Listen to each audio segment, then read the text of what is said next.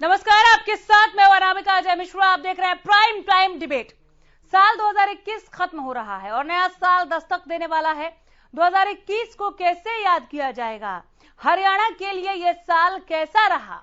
एक तरफ कोरोना ने इस साल कत्लेआम मचाया तो राजनीति की दुनिया में भी काफी हलचल रही। इसी को लेकर क्या सबक, क्या सीख 2021 में मिला और उसे कैसे आत्मसात किया गया, व्यवहार में लाया गया और अनुभव में शुमार किया गया, इसी पर आज हम बात करेंगे प्राइम टाइम डिबेट में। राजनीतिक गलियारों में क्या हलचल रही है? ऐलनाबाद उपचुनाव में बीजेपी का दम किस कदर दिखा? आंदोलन ने किस तरह की नजीर पेश की? सुर्खियों में बना रहा, साल भर सुर्खियों में छाया रहा। हेडलाइन से किसान आंदोलन नीचे उतरने का नाम नहीं ले रहा था। शांतिपूर्ण तरीके से मंत्रिमंडल विस्तार हो गया। इन तमाम खबरों पर हम बात करेंगे कि 2021 में सियासी उठापटक के कयासों पर किस तरह से पूर्ण विराम लगा।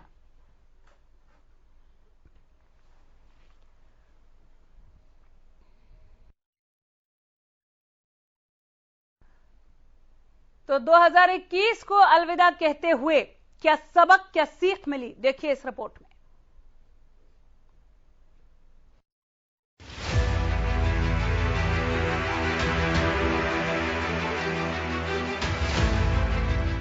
– 2021 को हमेशा याद किया जाएगा कोरोना के नरसंहार के रूप में। इस साल क्या आम, क्या खास, सबने किसी न किसी अपने या जानने वाले को खोया। हरियाणा भी इस महामारी से अछूता नहीं रहा। बात करें हरियाणा की राजनीति की तो इस लिहाज से यह साल काफी दिलचस्प रहा।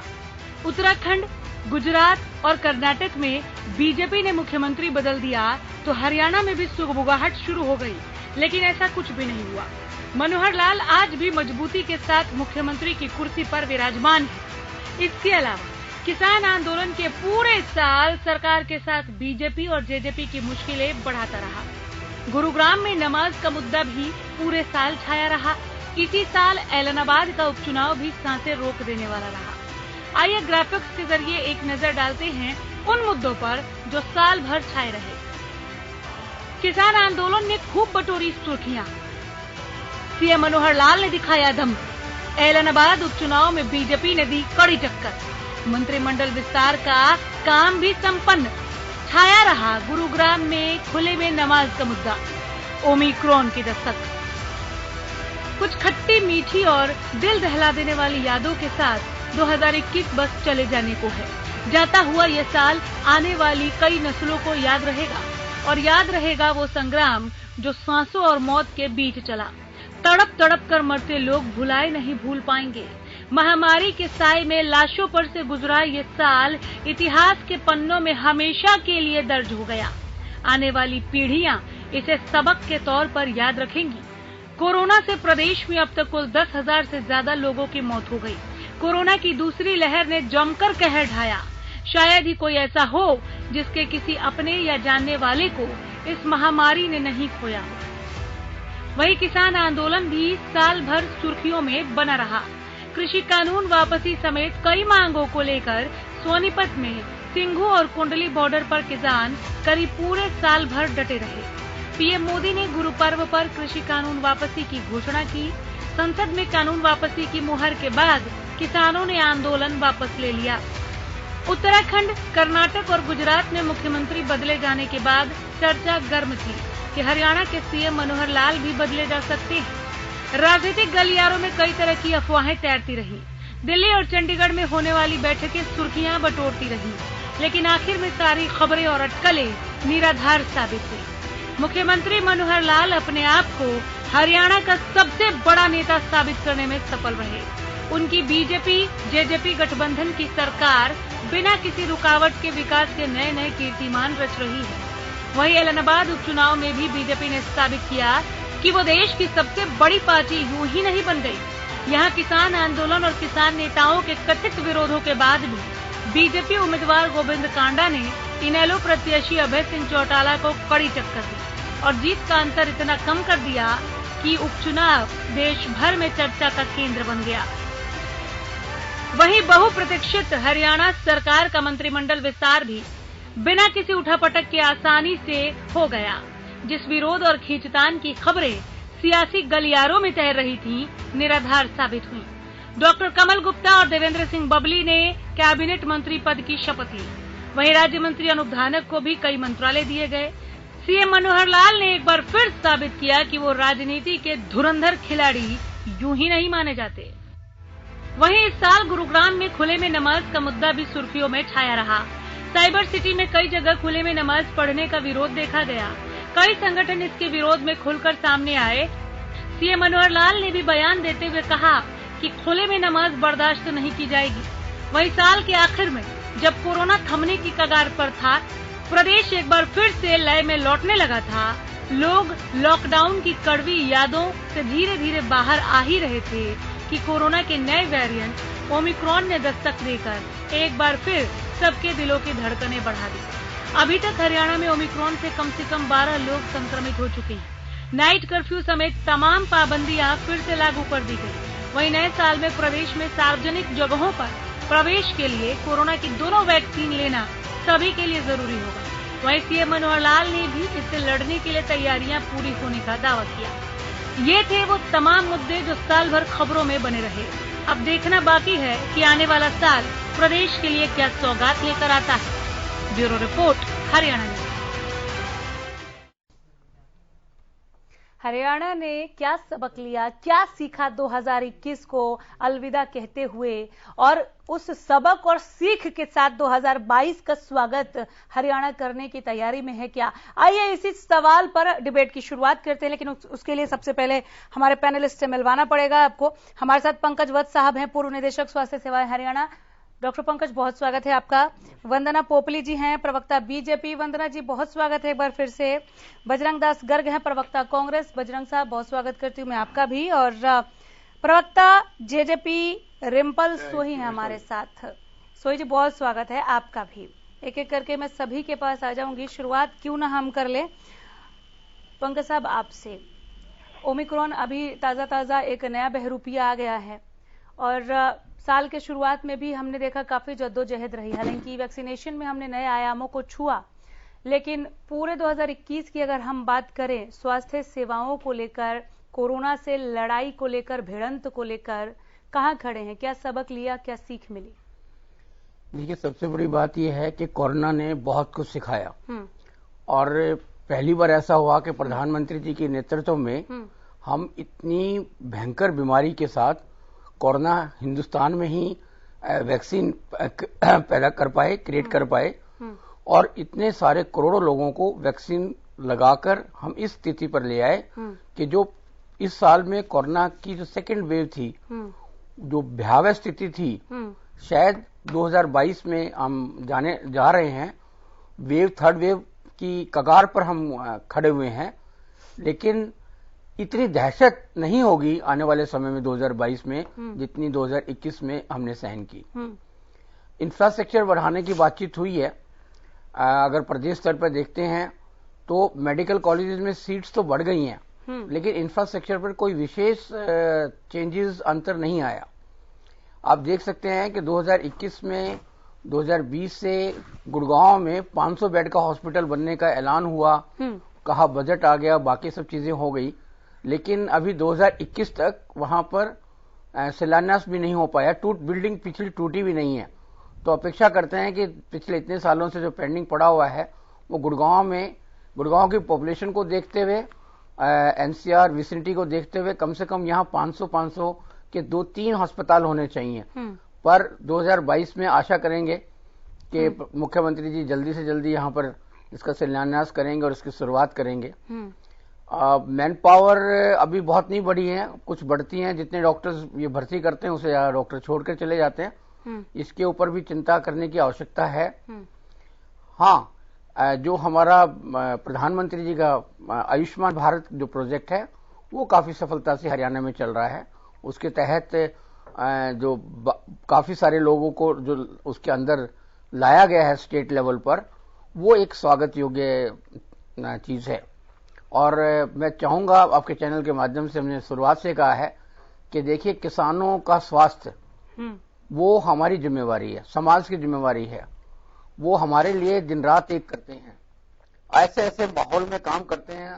अब इतनी सर्दी में भी पानी देना है तो देखिएगा कैसे वो पानी देते हैं, कितना कठिन परिश्रम करते हैं। तो जब वो बीमार होते हैं तो उनको किसी तरह की कोई ज्यादा सहायता नहीं मिल पाती है, और प्राथमिक स्वास्थ्य केंद्रों पर उस तरह की सुविधाएं पूरे हरियाणा में नहीं है। तो जो आयुष्मान का कार्ड है उसकी परिधि में सभी किसान भाइयों को और उनके परिवारों को 2022 में लाया जाएगा, ऐसी मैं अपेक्षा करता हूं। चलिए वंदना जी, राजनीति के लिहाज से भी 2021 काफी दिलचस्प रहा। उत्तराखंड, गुजरात और कर्नाटक में बीजेपी ने मुख्यमंत्री बदल दिया, तो हरियाणा में जो सुगबुगाहट हुई थी उस टाइम पे और जो चर्चाएं चली थी सियासी गलियारे में, उसे भी अभी तक हम भूले नहीं हैं। लेकिन ऐसा कुछ भी नहीं हुआ। मुख्यमंत्री मनोहर लाल एक मजबूत नेता के रूप में उभरे, अभी तक वो कुर्सी पर विराजमान है और बहुत ही आसानी के साथ, देखिए साल खत्म होने से पहले किसानों की नाराजगी भी खत्म हो गई। आप लोगों ने मुकदमे वापस लेने के लिए फ्रेमवर्क भी दिखा दिया। साल खत्म होने से पहले कैबिनेट विस्तार भी बहुत शांतिपूर्वक तरीके से संपन्न हो गया। तो ये काफी दिलचस्प रहा बीजेपी के लिए और गठबंधन सरकार के लिए। क्या सबक, क्या सीख? देखिए अनामिका जी, 2021 बहुत सारी नई परंपराओं को भी लेकर आया और हमने बहुत सारी साजिशें भी झेली। बहुत सारी चीजें हैं जो आपके चैनल पे हम लगातार डिस्कस भी करते रहे, लेकिन सबसे पहले जो आपने प्रश्न पूछा है उसका मैं जवाब देना चाहूंगी कि बहुत सारी सुगबुगाहट होती रही है। आपने सही कहा, अभी भी जब मंत्रिमंडल का विस्तार हुआ तो तमाम तरह की आशंकाएं जताई गई कि ये हो जाएगा, वो हो जाएगा, आपस में ये प्रॉब्लम है, ये मंत्री ये पद देने को, ये अपना विभाग देने को रस्साकसी है, उठापटक है, आपस में ही इनकी नहीं बनती। इस तरह की तमाम तरह की चीजें हमने देखी। लेकिन ये भारतीय जनता पार्टी है। भारतीय जनता पार्टी में व्यक्ति पार्टी के लिए कार्य करता है, देश के लिए वो सेवक है। खुद मोदी जी कहते हैं कि मेरे लिए पद महत्वपूर्ण नहीं है, मेरे लिए सेवा महत्वपूर्ण है। तो यहाँ पर जिस व्यक्ति को जिस उपयोग में लगेगा वहां पर उसको लगाया जाएगा। अनिल विज जी ने भी बहुत अच्छे से कहा, आपने सुना होगा जब उनसे इस तरह का प्रश्न पूछा गया तो उन्होंने पहले भी कहा था कि मैं तो भारतीय जनता पार्टी में चपरासी बनने को भी तैयार हूं, लेकिन सम्मान के साथ। और आज जब मुख्यमंत्री जी से भी प्रश्न पूछा गया तो भी उन्होंने ये कहा कि हम तो दोनों बहुत अच्छे मित्र हैं। पता नहीं इस तरह की बातें कहाँ से उठ जाती है। तो मुझे लगता है कि हमने लगातार देखा, सीए में देख लीजिए, किसान आंदोलन में देख लीजिए, तो कहीं ना कहीं कोशिश करते हैं कि किसी तरह से इस तरह के मुद्दे उठा दिए जाएं, हमें डिस्टर्ब करने की कोशिश किया है। लेकिन हम जो है, हमने राजनीति नहीं की है, हमने यहाँ पर सरकार नहीं चलाई है, यहाँ पर हमने परफॉर्मेंस दी है और परफॉर्मेंस हम लगातार देते आ रहे हैं। बहुत सारे जो है साजिशें भी करने की कोशिश की गई। हमने अविश्वास प्रस्ताव को भी झेला इसी साल में। बड़ी हैरानी की बात थी कि एक मुद्दा जो है वो केंद्र स्तर पर चल रहा था, जो बातचीत है वो केंद्र सरकार से हो रही थी, लेकिन हरियाणा में जो कुछ दल है वो अपनी ही राजनीति देख रहे थे। उन्होंने अपनी राजनीति रोटियां सेकना ज्यादा जरूरी समझा। अविश्वास प्रस्ताव लेकर आए, मतलब बात वहां पर चल रही है केंद्र सरकार में और अविश्वास प्रस्ताव ही यहाँ पर लेकर आए, जिसमें से औंधे मुंह गिरा। वो भी आपने देखा, अभी आप जिक्र कर रही थी एलनाबाद की। एलनाबाद में मुझे लगता है कि भारतीय जनता पार्टी के लिए कहा गया कि इनको तो गांव में भी नहीं घुसने दिया जाएगा। जेजेपी के लिए भी कहा गया, बीजेपी के लिए, गठबंधन सरकार के लिए कहा गया कि इनके नेताओं को घुसने नहीं दिया जाएगा। और वो पार्टी कह रही थी, मैं कांग्रेस का नाम यहाँ पर लेना चाहूंगी, कि जो कहीं पर दिखाई नहीं दी, मतलब अपने आप को राष्ट्रीय दल कहने वाली, जिन्होंने पिछले 10 साल सरकार चलाई, उसके बावजूद वो कहीं पर दिखाई भी नहीं दिए। उन्होंने पूरी तरह से सरेंडर कर लिया। और जहां तक मैं एनएलडी की बात करूं, वो अपना गढ़ कहते थे कि मैं नहीं जाऊं तब भी मैं जीत जाऊंगा वहां पर, और किस तरह से गलियों में घूमते हुए नजर आए और किस तरह से बिल्कुल माइनर जो उनका गैप रहा। हमारे जो मैं समझ रही हूँ आपका ये आत्मविश्वास, मैं समझ रही हूँ। एलनाबाद में जबरदस्त परफॉर्म किया बीजेपी ने जी। तो हमारे बजरंग काटा जी ने बहुत अच्छे से, मुझे लगता है कि उनको बता दिया कि जिसको गढ़ कहते हैं, गढ़ कभी भी ध्वस्त हो सकते हैं। गढ़ जनता बनाती है और जनता ही उनको तोड़ती है। अगर जनता का काम करेंगे, आप देखिए किस तरह से मुख्यमंत्री जी ने भी, गोविंद कांडा जी, कहा कि आप यहाँ के एक तरह से आपको यहाँ पर काम करना है, यहाँ के प्रतिनिधि आप हैं। तो मुझे लगता है जनता ने स्वीकार कर लिया है। थोड़ी बहुत जो कमी रह गई है वो अगली बार जरूर पूरी हो जाएगी। ठीक है बजरंग दास गर्ग जी, आप इनको तो जवाब दीजिएगा ही, लेकिन साल के आखिर में आप लोग भी विपक्ष आपके समक्ष लेकर आए हैं और लोगों से बातचीत भी कर रहे हैं, उनकी समस्याएं भी सुन रहे हैं। ये पूरा साल हरियाणा के राजनीतिक लिहाज से आपको कैसा दिखा, और कांग्रेस के संगठनात्मक मजबूती के लिहाज से भी बात कीजिएगा सर। अनामिका जी, जहां तक आपने 2021 वर्ष का जो बात की, जो 2021 का वर्ष देश के व्यापारी, प्रदेश के व्यापारी, किसान, कर्मचारी, मजदूर सबके लिए ये नुकसानदायक रहा। किस प्रकार प्रदेश के अंदर कोरोना महामारी के अंदर कितना भारी नुकसान प्रदेश की जनता ने और देश की जनता ने उठाया। यहाँ तक कि कोरोना के अंदर दुकानें बंद रही, फैक्ट्रियां बंद रही, बंद दुकानों का, बंद फैक्ट्रियों का बिजली का बिल, पानी का बिल, हाउस टैक्स तक इस सरकार ने व्यापारियों से ले लिया। और कोरोना महामारी के अंदर हजारों लोग अपनी जान गंवा चुके। यहाँ तक कि सरकार की तरफ से बात तो लंबी लंबी करते हैं, सरकार की तरफ मूलभूत सुविधा हॉस्पिटलों में नहीं थी, बेड तक नहीं था, ऑक्सीजन तक नहीं था, वेंटिलेटर तक नहीं था।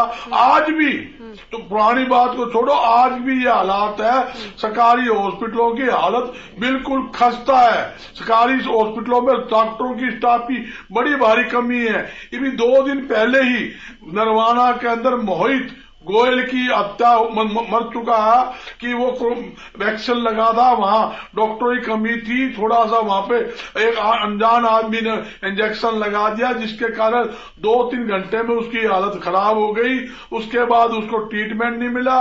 नरवाना से हिसार आते रहे, रास्ते में उसकी मृत्यु होगी और आज ही उसका दाग गिरवाया। 3 दिन तक वो उसकी डेड बॉडी हॉस्पिटल में पड़ी रही। ये तो स्थिति सरकारी हॉस्पिटल की है। और दूसरी बात, जहां स्थिति आप देखते हो, जहां आम स्थिति का हिसाब से हरियाणा के अंदर आप राजनीति की बात करते हैं, हमारी बहन जी कहती चुनाव की बात। अरे भाई, बाई इलेक्शन सरकार का होता है। किस प्रकार बड़ौदा के अंदर जिनका बुरा हाल रहा, इनका कितना बुरा हाल था बड़ौदा के अंदर। कांग्रेस पार्टी पहले से 2 गुना ज्यादा वोटों से जीती। इन्हें पूरी सरकारी अमला जमला, मुख्यमंत्री, सारे मंत्री, केंद्र की सारी फौज बड़ौदा में उतार दी। उसके बाद भी ये नहीं जीत सके।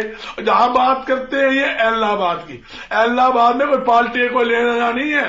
इलाहाबाद जो गोपाल भाई था या गोविंद भाई था, उसका पर्सनल रसूख था।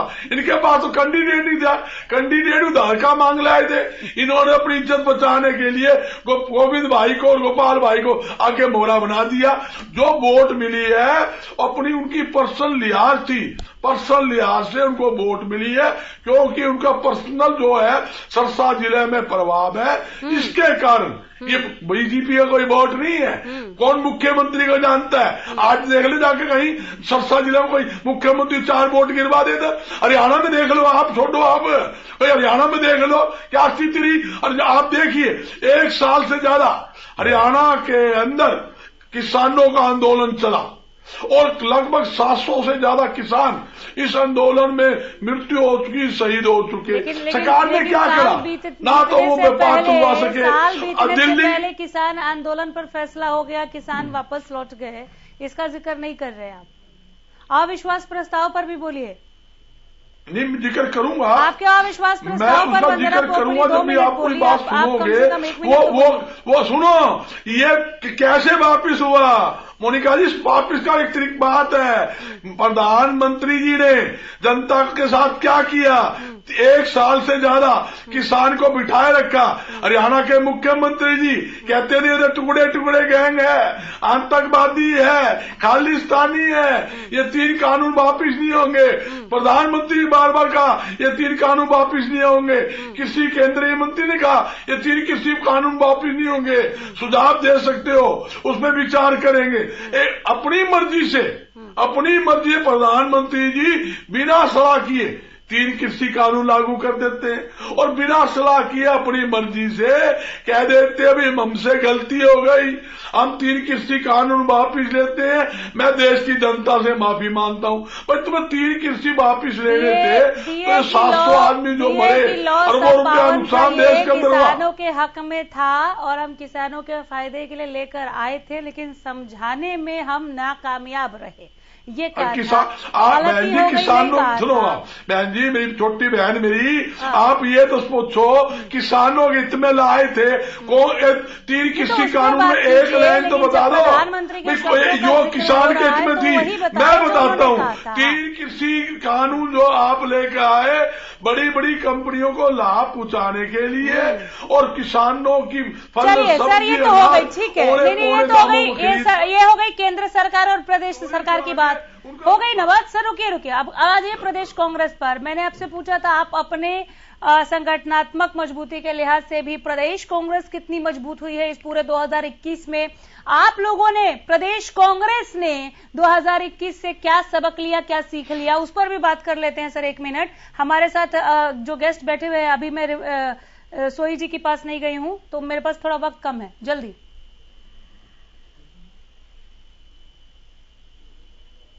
बोलिए ना बजरंग दास जी, आप ही हैं कांग्रेस के।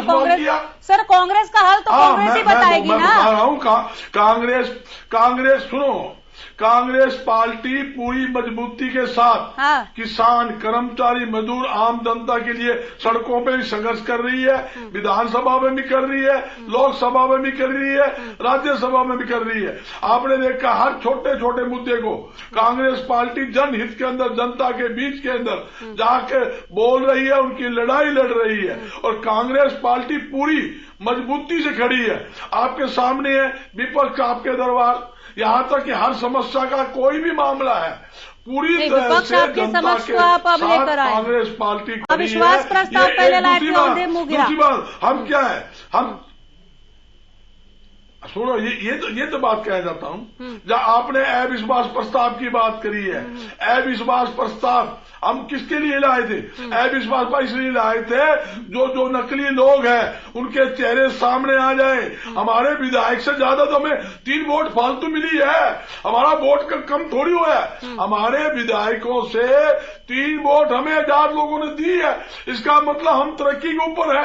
कांग्रेस ने सारा अमली जमला लगा लिया।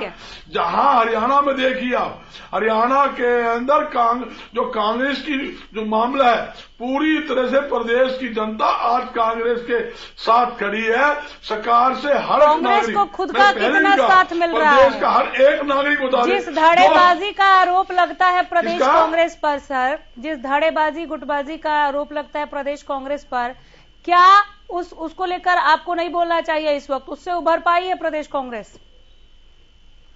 मैं बिल्कुल उसके बारे में बोल रहा हूं, सुन लीजिए आप। प्रजातंत्र में हर एक व्यक्ति को अपनी बात कहने का और बात रखने का अधिकार है। और कोई भी आदमी कांग्रेस पार्टी में काम करता है तो कांग्रेस पार्टी मजबूत होती है। जैसे मेरी बहन जी ने कहा भी हमारा मंत्रिमंडल में कोई विवाद नहीं था। जब अनिल विज से कहा गया भी आपसे गृह मंत्री आपसे वापिस लिया जाएगा तो उन्होंने फट कहा मैं तो इस्तीफा दे दूंगा, सारे अपने मंत्रिमंडल छोड़ दूंगा, मुझे नहीं चाहिए। मुख्यमंत्री रिक्वेस्ट करते रहे, प्रभारी रिक्वेस्ट बैठिए विश्वा, वो रुके तक नहीं, बोले नहीं बिल्कुल नहीं रखता, चले गए। जब ऊपर हाईकमान से टेलीफोन आया, प्रभारी का फोन आया जी आपका गृह मंत्रालय नहीं रख और मतलब आपके पास रहेगा, आपका नहीं छीना जाता, जब जाके माहौल ठीक हुआ है, नहीं तो बिल्कुल नहीं तो। सर प्रदेश कांग्रेस अपनी संगठनात्मक मजबूती पर बात करने में सक्षम नहीं है क्या? बीजेपी पर, प्रदेश बीजेपी पर, केंद्र सरकार पर आप बहुत बात कर चुके। 3 दफा मैंने पूछ लिया कि आप प्रदेश कांग्रेस की संगठनात्मक मजबूती, कांग्रेस 2021 में जनवरी से लेकर अभी तक 1 जनवरी से लेकर आज 30 दिसंबर तक खुद को कहां खड़ा पाती है? क्या नई स्ट्रेटेजी है आप लोगों के पास? आप जन कल्याण के लिए और क्या काम करने जा रहे हैं, इस पर नहीं बोल रहे हैं। आप मनोहर लाल साहब और अनिल विज से नीचे आने का नाम ही नहीं ले रहे हैं। ऐसी क्या बात हो गई सर कि प्रदेश कांग्रेस अपने बारे में बात ही नहीं कर पा रही है? आपने सवाल किया, मैं बताया जाता हूँ मैडम, मैं बताया जाता हूँ कांग्रेस पार्टी गरीबों की इसकी पार्टी है। गरीबों के लिए पहले भी हमने अनेकों योजना लागू की। गुटबाजी का आरोप लगाने वालों का जवाब दीजिए। 2 रुपए किलो दाल। अब धड़ेबाजी नहीं है, निकल गए आप लोग धड़ेबाजी से बाहर। बिल्कुल हमारे कोई धड़ेबाजी नहीं है। कांग्रेस पार्टी एक और मजबूती से काम कर रही है। हाँ। किसी प्रकार की कोई धड़ेबाजी नहीं है।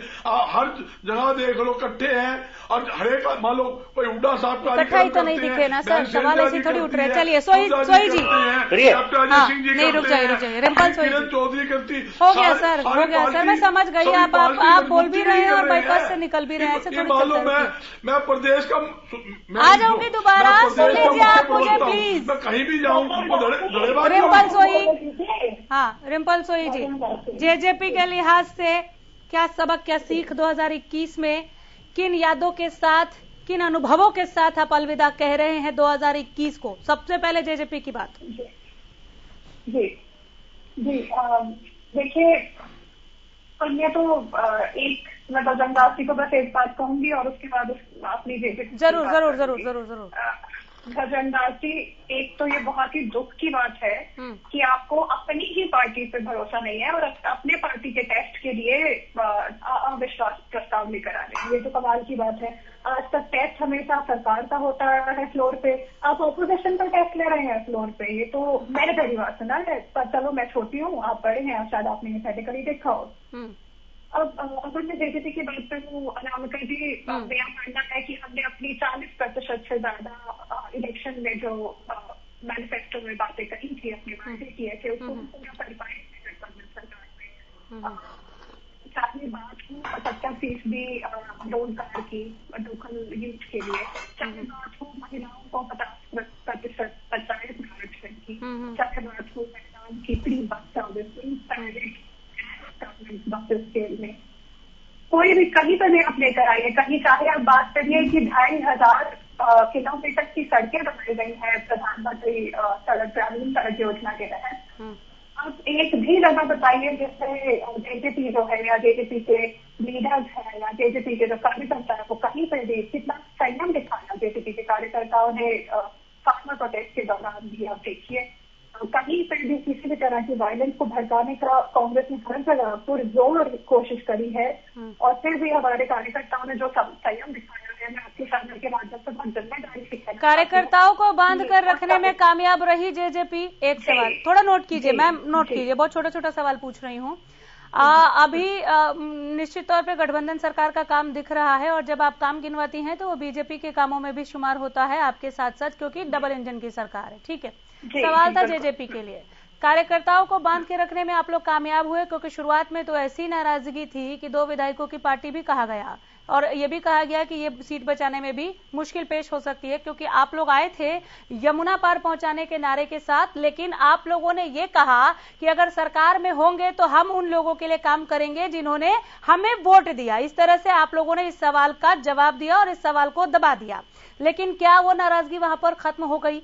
आप जिस तरह से आप लोग आगे बढ़ रहे हैं, एक वक्त हो गया, बहुत धमाकेदार एंट्री ली आप लोगों ने हरियाणा की राजनीति में, निसंदेह बहुत धमाकेदार एंट्री ली है, सीटें जीती हैं और उसके बाद चाहे प्रोमिसेस आप लोगों के शुरुआत में जो भी थे, लेकिन बीजेपी के साथ आप लोग सरकार में हैं और अभी तक बने हुए हैं, आगे भी अभी निकट भविष्य में हमें तो कोई नाराजगी नहीं दिख रही है। अच्छी बात है, शुभकामनाएं भी, लेकिन इस नाराजगी को खत्म कर लिया आप लोगों ने, कितनी मजबूती रूट लेवल तक आप लोग लेकर जा पाने में कामयाब रहे? सिर्फ जेजेपी के लिहाज से बात कीजिए, गठबंधन सरकार पर हम बाद में आएंगे। देखिए, आप कभी भी आपने इस तरह की भीड़ जो पावर में है पार्टी उसकी नहीं देखी होगी जैसे हमने बजट की रैली में दिखाई है। हमारे कार्यकर्ताओं ने जो हमारा साथ दिया है उस रैली में लाखों के हमारे कार्यकर्ता पहुंचे हैं। इंस्टाग्राम से लाइव पहली बार किसी पार्टी ने किया है इंडिया की हिस्ट्री में, पोलिटिकल हिस्ट्री में। मैम थोड़ा ऊंचा बोलना होगा, आपकी आवाज बहुत कट-कट के आ रही है। जी, तो मैं ये कहना चाहती हूँ कि हमने हमारे कार्यकर्ताओं ने हमारा साथ दिया है और इस बात का धन्यवाद भी हम करना चाहते हैं अपने कार्यकर्ताओं का। ऑब्वियसली झज्जर की रैली में भी अगर देखते हैं तो जिस तरह से लाखों की वहाँ पे मौजूद रही, जिस तरह से बाइक रैली में दिग्विजय चौटाला जी अपने साथ अपनी यूथ को जोड़ पाए हैं। जिस तरह से हमने जो मेंबरशिप अभियान चलाया था उसमें भी लाखों की संख्या में लोग हमारे साथ जुड़े हैं। इनफैक्ट इस साल फिर से हम अगले साल फिर से एक मेंबरशिप ड्राइव करेंगे जिसमें हमें पूरी उम्मीद है कि हमारे साथ लोग, क्योंकि हमें हमारे पास रोज आता है कि लोग जुड़ना चाहते हैं, इसलिए वो एक मेंबरशिप ड्राइव फिर से चलाई जाएगी जुड़ने के लिए। और मैं मानती हूँ कि जो यूथ है हरियाणा का वो हमारी पावर है और उसको हम साथ में जोड़ के चल पाए हैं। और हमने साल अंत होते होते देवेंद्र बबली जी को भी, जो हमारे MLA हैं, उनको भी मिनिस्टर बनाया गया है, कैबिनेट मिनिस्टर बनाया गया है। तो वो हमारे लिए बहुत ही गर्व की बात है और हम धन्यवाद करते हैं अब हमारे कार्यकर्ताओं का और गठबंधन सरकार। किसान आंदोलन पर आ रही हूँ अब, ठीक है। किसान आंदोलन को लेकर बीजेपी के अपने बयान थे, जेजेपी के अपने बयान थे, एक आधा पंक्ति को छोड़कर सारे नहीं थे एक जैसे बयान। अगर हम बात करें, पंकज साहब भी बैठे हुए हैं और हमने यहाँ पर पूरे साल ये डिबेट किए हैं और आज भी हेडलाइन से किसान आंदोलन नहीं उतरा है। अब आप लोग मुकदमे वापस लेने की जो फ्रेमवर्क हो चुका है पूरा, उस पर बात करते हैं, तो अभी भी सुर्खियों में ही है ये आंदोलन। किसान आंदोलन को लेकर अपने ही गठबंधन भाई को समझाने में नाकामयाब होने का भी आप लोगों पर आरोप लगा, बल्कि कोशिश न करने का भी आरोप लगा आप लोगों पर 2021। देखिए, मैं इस बात से सहमत, देखिए इस बात से अनामिका जी मैं सहमत नहीं हूँ। नहीं, हमने ऑनियर दिखाया है ना, आप सहमत हो ना हो अलग बात है। दुष्यंत चौटाला जी से नाराज हैं, नाराज थे किसान, है नहीं बोलूंगी, अभी तो खैर वापस चले गए हैं, लेकिन दुष्यंत चौटाला साहब से नाराज थे। केवल बीजेपी की गाड़ियां और रैलियां और रास्ता नहीं रोका गया, आप लोगों का भी रोका गया। जी बिल्कुल बिल्कुल, क्योंकि हम गठबंधन सरकार में थे और किसानों का हमारी तरफ जो गुस्सा था, जो संगठन थे उनका जो गुस्सा था वो हम समझ सकते हैं, इसमें कोई दो राय नहीं है। पर अब दुष्यंत जी ने, हमारे लीडर्स ने कोशिश नहीं की, ये इल्जाम हमारे पे झूठा है। आप ये देखिए कि चाहे कृषि मंत्री जी से बात करने की बात हो, दुष्यंत जी ने बार बार कृषि मंत्री से मिले हैं, दुष्यंत जी बार बार अमित शाह जी से मिले हैं। ऐसा कहीं पे भी नहीं है कि दुष्यंत जी की तरफ से ये हुआ, लेकिन ढेरों सवाल उठने के बाद हुआ, बिल्कुल इससे नकारा नहीं जा सकता, ये हुआ। लेकिन दुष्यंत जी क्यों नहीं बोल रहे, दुष्यंत जी क्यों नहीं बोल रहे, दुष्यंत जी को बोलना चाहिए, वो सरकार में है, उन्होंने कहा था कि लोगों का काम कराने के लिए हम हाथ मिला रहे हैं बीजेपी के साथ, क्योंकि हम सत्तासीन होंगे, सत्ता में होंगे तो हम काम करा पाएंगे, हम बस इसलिए जा रहे हैं और इसलिए डबल इंजन की सरकार होगी। जब इस तरह के सवाल उठे उसके बाद की ये मुलाकातें हैं। देखिए, दुष्यंत जी डे 1 से दुष्यंत जी ये कहते आ रहे हैं कि जहाँ पे भी जरूरत होगी वहाँ पे वो मीडिएशन भी करने को राजी थे। उन्होंने डे 1 से ये बात कही है कि जो भी मुद्दे हैं बैठकर सुलझाए जाएं। और देखिए, अंत में जो भी इसका सोल्यूशन निकला है वो बैठ के ही निकला है। वो पहले दिन से यही कह रहे थे, हमारी तरफ से कोशिश जारी थी। और दूसरी बात देखिए, आप अनामिका जी ये भी समझिए कि ये एक सेंटर का लॉ है, ये स्टेट का नहीं था। अगर ये स्टेट का लॉ होता तो हम पूरे जिम्मेदार थे, पर ये सेंटर की तरफ से लॉ है। ठीक है। कैबिनेट विस्तार के वक्त देवेंद्र बबली, हालांकि आप लोगों ने कुछ 6 महीने पहले उनका नाम दे दिया था और आप लोगों को मंत्रालय चाहिए था, उनके लिए मंत्री पद चाहिए था, सब कुछ बहुत स्मूथ तरीके से हुआ। ये अलग बात है कि सियासी गलियारों में गर्माहट रही कि 24 घंटा से ज्यादा का वक्त हो गया भैया, अभी तक विभाग को लेकर बंटवारा क्यों नहीं किया गया। लेकिन ये सवाल उठने के अगले ही मिनट अनाउंसमेंट हो गई कि किसको कौन सा मंत्रालय मिलेगा। अनूप धानक का भी एक तरीके से प्रमोशन ही हुआ है।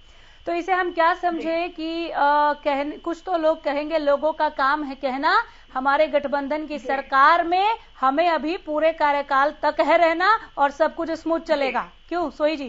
जी बिल्कुल, हम पहले दिन से कहते आए हैं, हमारे विरोधियों ने बहुत कुछ कहा है। थोड़े जो चुटकी लेने वाले लोग हैं, चुटकियां भी ली गई हैं, पर हमने पहले दिन से कहा था कि सरकार 5 साल चलेगी और मजबूती के साथ चलेगी।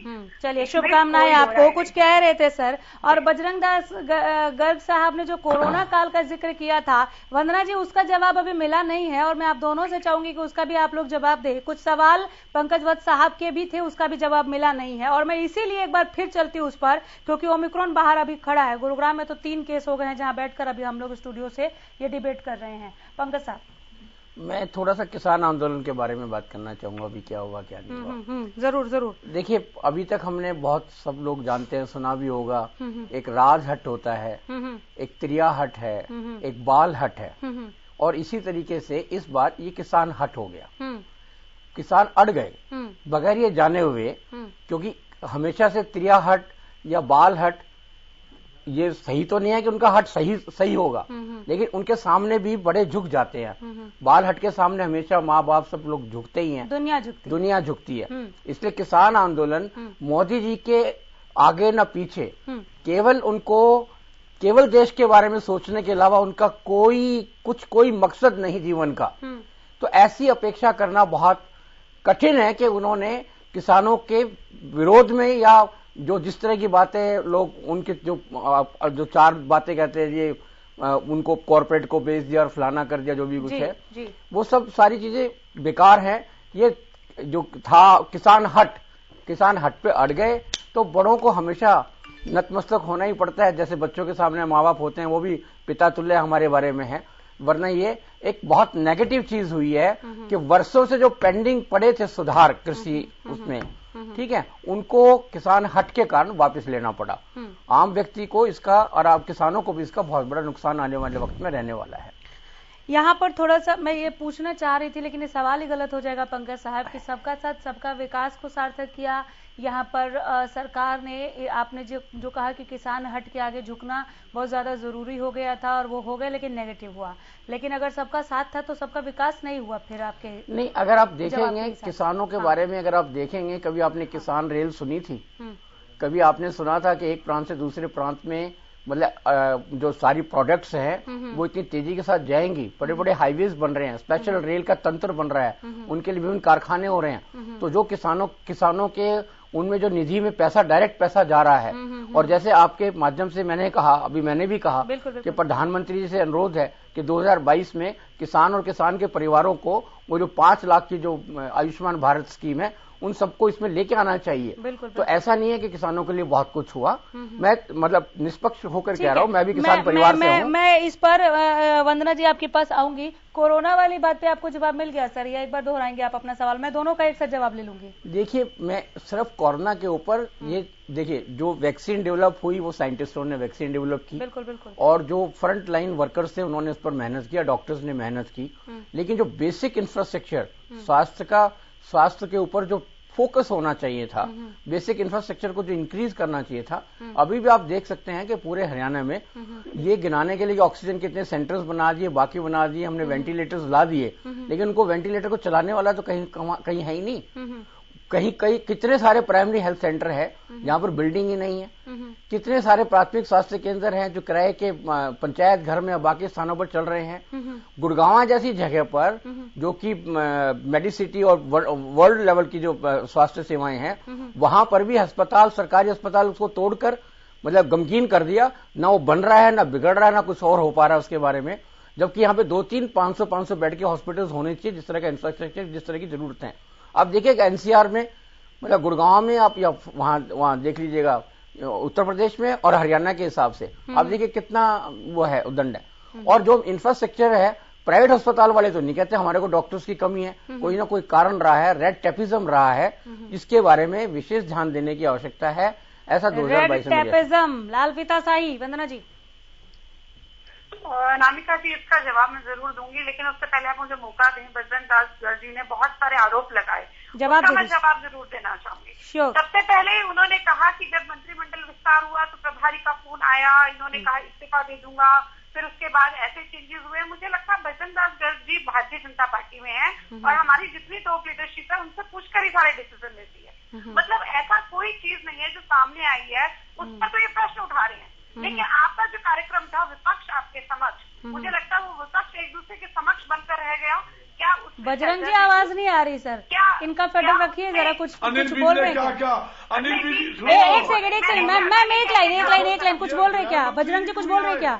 शपथ ग्रहण समारोह के अंदर अनिल विज जी क्यों नहीं आए? ठीक है, रुक जाइए। अरे रुक जाइए ना सर, रुक जाइए। कोई ऑफिशियल नाराजगी की, सारे नेशनल ऑफिशियल नाराजगी का कोई बयान भी नहीं आया। रुकिए सर, बोलने दीजिए। बजरंग जी बोलने दीजिए, बोलने दीजिए, मैं आ जाऊंगी, मैं आप ही के पास आ जाऊंगी। बयान आया हुआ है, बजरंग जी आवाज मिल रही है, भास्कर अखबार पढ़ लो, आज के दिन वो बयान आया है। बजरंग जी, बजरंग जी बीच में नहीं सर, बीच में नहीं, आवाज बंद करनी पड़ेगी। अब आप तो सारी जनता, बजरंग जी बीच में सारी जनता की आवाज बंद करवा दो, आप आपके बप्पू खोल दो। सर एक लाइन का क्या बोला आपने, पूरा पैराग्राफ सर रुक जाइए प्लीज, रुक जाइए। जनता की आवाज चल रही है तभी तो आपको प्रॉब्लम हो रही है। आप तो चाहते राहुल गांधी और सोनिया गांधी की आवाज चले, वो तो हो नहीं सकता ना। वो समय गया जब राहुल गांधी और सोनिया गांधी की आवाज चला करती थी, दो केंद्र में होता था, दो स्टेट में होते थे, उन्हीं की आवाज खत्म हो गया। बजरंग दास जी जरा सुन लीजिए, मैंने आपके एक सुना, आपके एक झूठ को सुना, अब सच भी सुन लीजिए। अब मुझे एक बात बताइए, जो आप कहते हैं कि विपक्ष आपके समक्ष है, हमारा कार्यक्रम का ना रणदीप सुरजेवाला नजर आए वहां पर, ना शैलजा जी नजर आई वहां पर, ना कुलदीप बिश्नोई नजर आए, तो यहाँ तो कांग्रेस ही पूरी नहीं थी। आप यहाँ पर कह रहे विपक्ष आपके समक्ष, पूरा विपक्ष तो छोड़ो, यहाँ पर तो कांग्रेस ही नहीं थी। और ये आप प्रश्न हमारी सवाल ढेरों थे बजरंग साहब, सबका जवाब सुनने के बाद ही आऊंगी, रुक जाइए।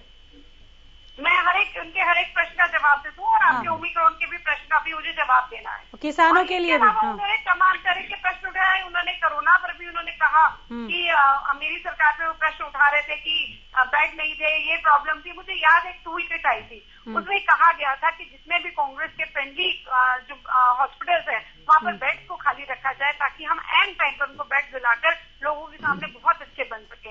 हमने देखा कि किस तरह से राहुल गांधी जी बार बार बोलते रहे लॉकडाउन नहीं लगाना चाहिए, लॉकडाउन नहीं लगाना चाहिए, और पता चला कि जो पंजाब है, राजस्थान है, जो इनके अपने स्टेट हैं, जब सेकेंड बार बात आई, थर्ड बार बात की लॉकडाउन की एक्सटेंड करने की, तो सबसे पहले उन्होंने एक्सटेंड कर दिया, केंद्र सरकार से पहले एक्सटेंड कर दिया। तो ये दोगला चरित्र आप जरूर दिखाते हैं। पंजाब में मुझे बताइए सैंपलिंग कम कर दी गई है, वो क्यों कर दी गई है?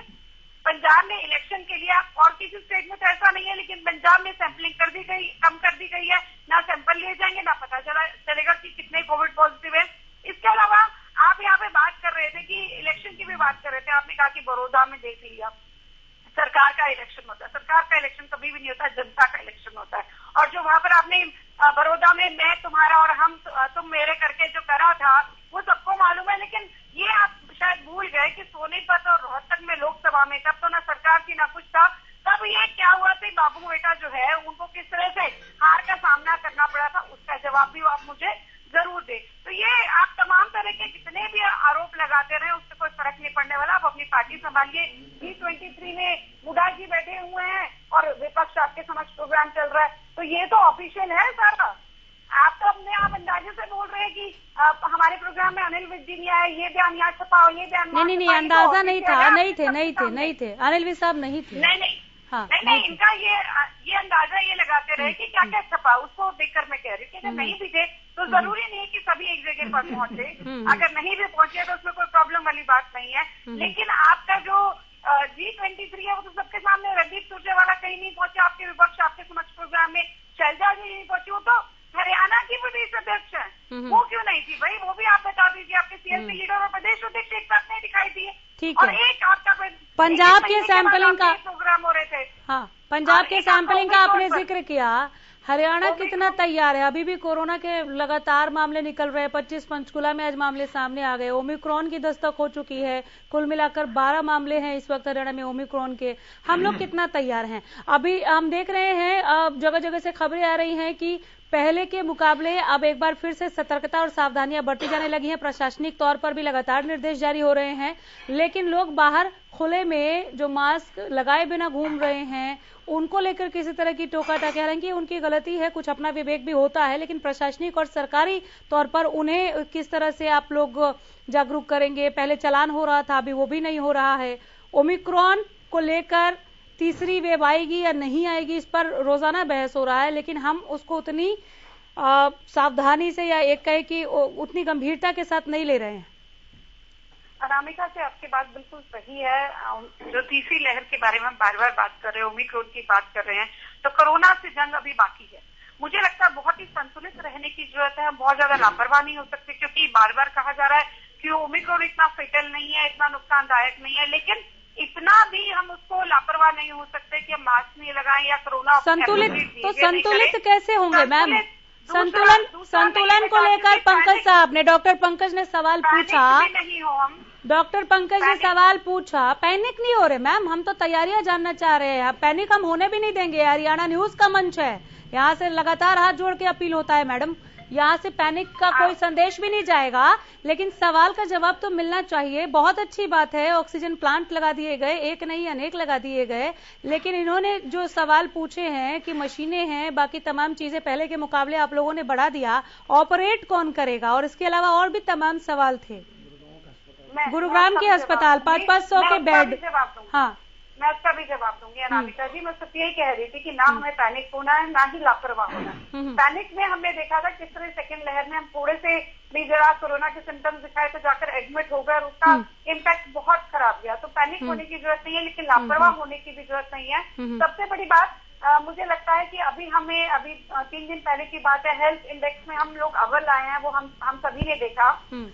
हमारे पास नर्सिंग स्टाफ पूरा है, डॉक्टर्स की जो है कमी है, उसके लिए हमने क्या किया है वो मैं आपको बताना चाहूंगी। 2014 से पहले हमारे यहाँ पर जो मेडिकल कॉलेजेस थे उनमें 700 सीट थी, जिसको बढ़ाकर हमने 1685 करी है, जिसको हम बहुत जल्दी 2500 पर लेकर जाने वाले हैं। मानती हूँ कि ये जो डॉक्टर्स तैयार होने में थोड़ा समय जरूर लगेगा, लेकिन हमारी तरफ से हम जितना बेस्ट कर सकते हैं वो हम कर रहे हैं। हम जितनी फैसिलिटी प्रोवाइड कराना चाहते हैं वो कर रहे हैं। आप ये देखिए, हेल्थ इंडेक्स में पूरे कंट्री में नंबर 1 पे आना कोई छोटी बात नहीं है कि हम हेल्थ इंडेक्स में नंबर 1 पर आए हैं। बेड्स की अगर कमी होती है तो हमने इमीडिएटली और हॉस्पिटल और बेड्स जो है वो भी प्रोवाइड कराए, जो जितनी जरूरत थी हमने उसके हिसाब से प्रोवाइड कराए। लेकिन आप देखेंगे कि सेकेंड लहर के समय में बहुत ज्यादा पैनिक फैलाया गया और विपक्षी पार्टियों का भी बहुत बड़ा हाथ रहा। नहीं, तैयारी नहीं थी तब तैयारी आप लोगों ने जो इमीडिएट कोशिशें की वो सराहनीय है, वो लेकिन अफरा तफरी का माहौल बना। ऐसा नहीं है कि आप लोगों ने कोशिशें नहीं की, प्रयास नहीं किया, हर तौर पर किया गया, सरकारी, प्रशासनिक, सामाजिक हर तौर पर किया गया, क्योंकि एक ऐसी स्थिति बन गई थी कि गलत नहीं होगा कि 2021 को इसलिए भी याद किया जाएगा क्योंकि कोरोना के नरसंहार के रूप में देखा है लोगों ने, आम खास हर किसी ने अपनों को खोया है। शमशान घाट की वो तस्वीरें जब आज जहन में ताजा होती है तो अभी भी रोंगटे खड़े हो जाते हैं। मैडम, तैयारी नहीं थी और हम नहीं चाहते कि तीसरी लहर अगर आए, ईश्वर ना करे आए, अगर आए तो हम दूसरी लहर से कुछ ना सीखे, इसीलिए तो डिबेट का नाम ही रख दिया है, क्या सबक क्या सीख। अनामिका जी, आपकी बात सही है कि हमने बहुत कुछ सहन किया है दूसरी लहर में, लेकिन तैयारियों में कमी नहीं थी। लेकिन जिस तरह से अफवाहें फैलाई गई, मैडम जब आप मानेंगी ही नहीं कि कमी थी तो आप दुरुस्त कैसे करेंगे। वंदना जी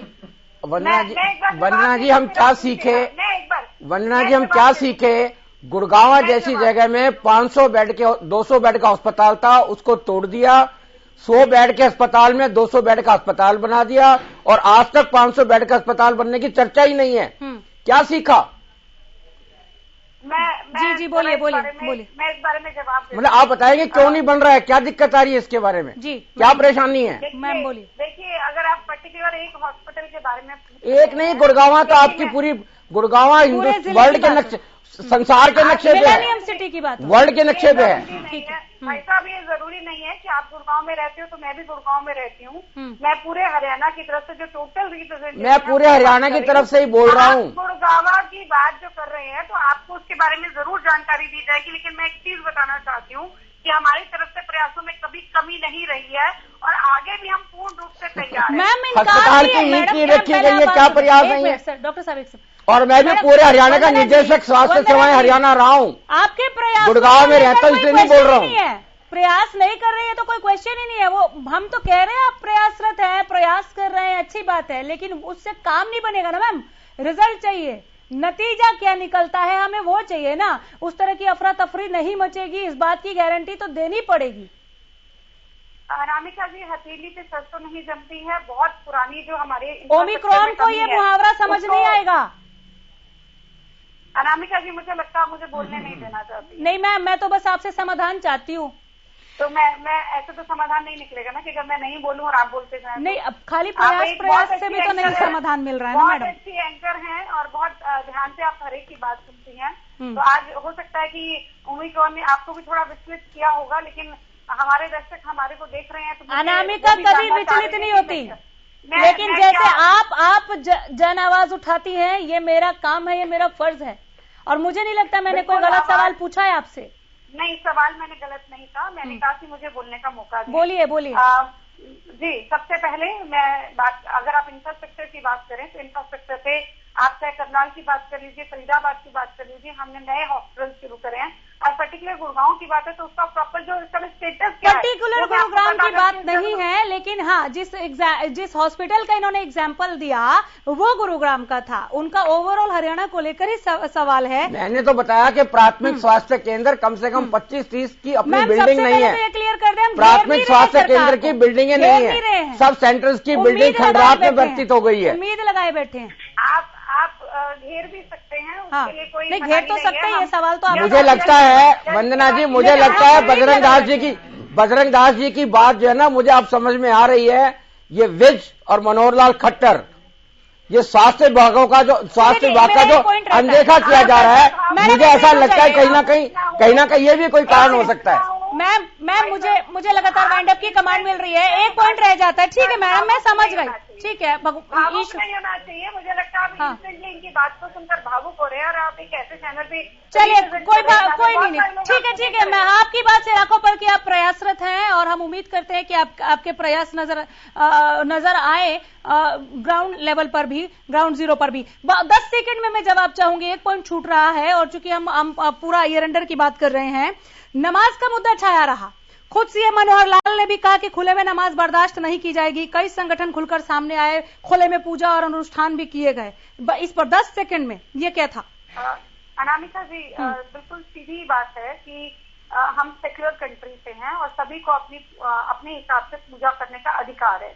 अगर कभी कभी साल में 1 बार 2 बार 3 बार या किसी तरह के प्रोग्राम किए जाते हैं, आप देखेंगे कि जागरण भी होते हैं, वो फ्रीक्वेंट नहीं होते हैं, लेकिन इसको एक आदत बना लेना और एक सरकारी जमीन पर। ठीक है, 10 सेकंड इस पर। बजरंग दास जी, हो गया मैम, प्लीज मेरा पीसीआर मुझ पर गुस्सा कर रहा है मैम, रुक जाइए। हाँ बजरंग दास जी, 10 सेकंड।